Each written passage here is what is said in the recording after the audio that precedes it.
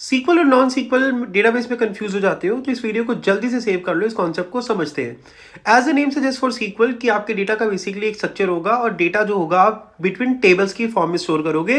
Tables में specific columns होते हैं कि इन कॉलम्स का डेटा मुझे स्पेसिफिकली फिल करना है। एक कॉलेज की ईआरपी के एग्जाम्पल लेते हैं जहाँ पर स्टूडेंट का टेबल अलग होगा, टीचर का टेबल अलग होगा, और जब जब हमको इनके बीच में रिलेशन एस्टेब्लिश करना होगा कि कौन सा टीचर कौन से स्टूडेंट को पढ़ाता है, तो हम इन दोनों टेबल्स के बीच में जॉइन लगाकर डेटा को गेट कर लेंगे।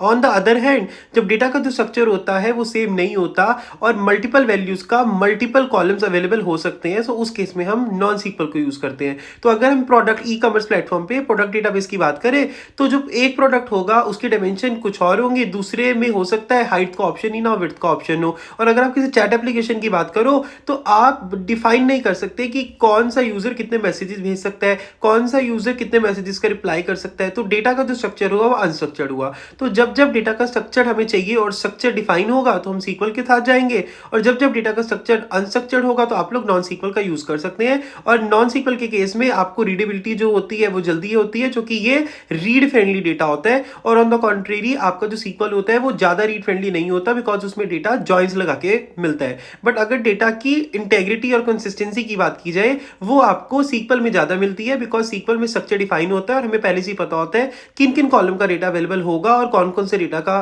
कॉलम का डेटा अवेलेबल नहीं होगा। क्योंकि सीक्वल जो होता है बेसिकली एसिड प्रॉपर्टी को फॉलो करता है।